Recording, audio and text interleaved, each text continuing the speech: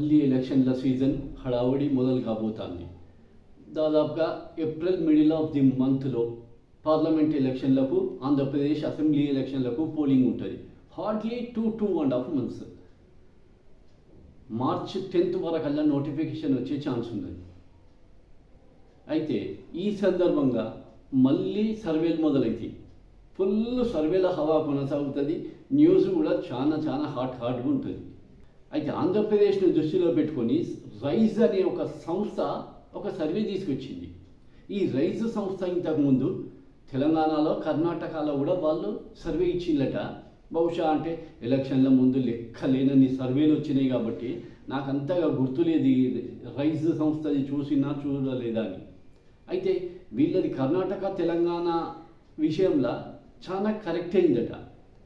ఈ రైజ్ సంస్థ ప్రకారంగా ఈసారి ఆంధ్రప్రదేశ్లో జనసేన టీడీపీ కూటమి గవర్నమెంట్లకు రాబోతోంది, పూర్తి మెజార్టీ సాధించబోతోంది అని ఈ సంస్థ చెప్తోంది.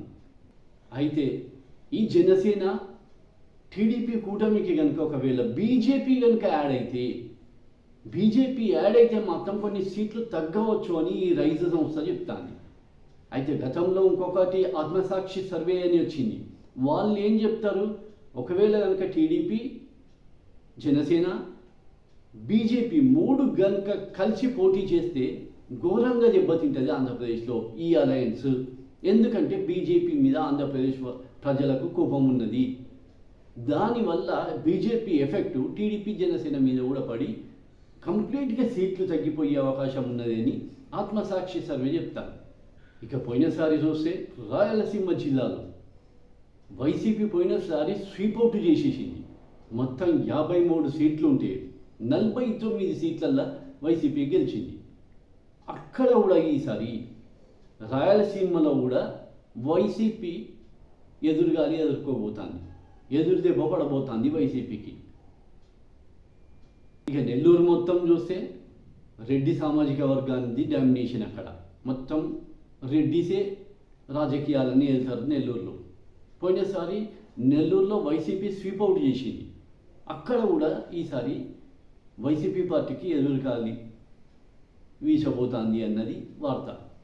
ఇక వైసీపీ టీడీపీకి ఎక్కడ అంటే ఉత్తరాంధ్ర ఒకటి, గోదావరి జిల్లాలు కంప్లీట్గా ఈ కూటమి స్వీప్ అవుట్ చేయబోతోంది.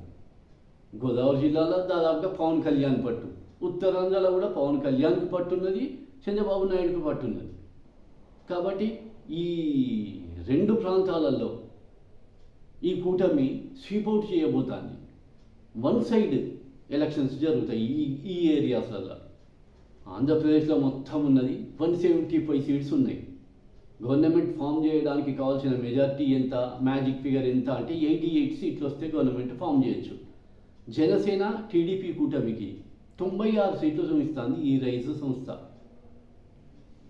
వైసీపీకి వచ్చి 46 సీట్లు చూపిస్తాను. ఒక 35 సీట్లల్లో మాత్రం హోరాహోరీ పోరు.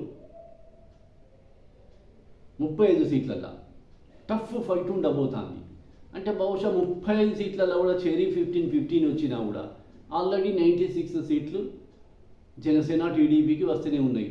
ఆ 96 సీట్లతోటే గవర్నమెంట్ ఫామ్ అయిపోతుంది. ఈ 35 టఫ్ సీట్లు అయితే ఇవి ఉన్నాయో, టఫ్ ఫైట్ ఏవైతే ఉన్నాయో వీటిలో ఒక 15 వచ్చినాయి అనుకోండి, 100 దాటిపోతూనే ఉండే. అంటే దాదాపుగా ఈసారి వైసీపీ పార్టీ మాత్రం ఓడిపోతుందనే అనిపిస్తాను. ఎందుకంటే యాక్చువల్గా జనసేన టీడీపీ అలయన్స్ ఒక్కటి సరిపోతుంది వైసీపీకి. ఇంకా వచ్చి కాంగ్రెస్ పార్టీ అధ్యక్షురాలుగా వైఎస్ షర్మిల వచ్చేసింది. ఈ వైఎస్ షర్మిల రావడంతో సమీకరణాలు మారిపోయినాయి, కొంత రాజకీయం కూడా మారిపోయింది. అందుకే బహుశా చంద్రబాబు నాయుడుకు కొంచెం ఓవర్ కాన్ఫిడెన్స్ కూడా పెరిగిపోయి పొత్తుల విషయం ఉన్నా కూడా పొత్తుల విషయాన్ని పక్కకు పెట్టి 1-2 సీట్లల్లో క్యాండిడేట్లను డిక్లేర్ చేసిండు చంద్రబాబు నాయుడు, పవన్ కళ్యాణ్కు చెప్పకుండా. అంటే బహుశా ఓవర్ కాన్ఫిడెన్స్ వచ్చేసినట్టున్నది.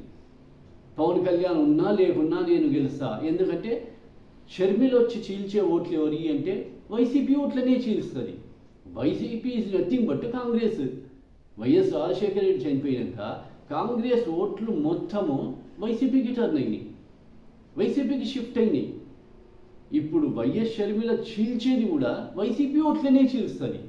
అవి ఆ కాన్ఫిడెన్స్ వచ్చేసింది చంద్రబాబు నాయుడు. అందుకనే జనసేన పార్టీని పక్కకి పెట్టినట్టుగా పవన్ కళ్యాణ్కి ఒక జలగిచ్చినట్టుగా చేసిండు. అంటే నువ్వు ఉన్నా లేకున్నా మేము గెలవబోతానమని ఓ ఇండైరెక్ట్ సజెషన్. రాజకీయ నాయకులు చిన్నోళ్ళు ఏం కాదు. ప్రతి ఒక్క ఒప్పందము, ప్రతి ఒక్క మాట లాభాన్ని ఆశించే చేస్తారు. ఎవరి లాభాన్ని వాళ్ళే ఆశిస్తారు. ఇది పవన్ కళ్యాణ్కి తెలియందేం కాదు. అందుకని పవన్ కళ్యాణ్ ఏం చేసిండు, చంద్రబాబు నాయుడు ఒక్క సీటును డిక్లేర్ చేస్తే పవన్ కళ్యాణ్ 2 సీట్లలో క్యాండిడేట్ను డిక్లేర్ చేసిండు. నువ్వు ఉన్నా లేకున్నా మాకు ఫరక్ పడది అని. అప్పుడు మళ్ళీ చర్చలకు వచ్చిండు చంద్రబాబు నాయుడు. చంద్రబాబు నాయుడు కూడా ముదిరిపోయిన నాయకుడు, అవకాశాన్ని బట్టే వాడుకుంటాడు. ఇక కడప జిల్లాను ఒక్కదాన్ని వదిలిపెడితే సీమ జిల్లాల అన్నిట్లలో సగానికి సగం ఎఫెక్ట్ పడేటట్టున్నది వైసీపీ పార్టీకి. ఇక అమరావతి క్యాపిటల్ సిటీ ప్రాబ్లం ఒకటి ఉన్నది కదా, దాదాపు కొన్ని నెలల నుంచి స్ట్రైక్ చేస్తాను వాళ్ళు, ఉద్యమంలో ఉన్నారు వాళ్ళందరూ రైతులు.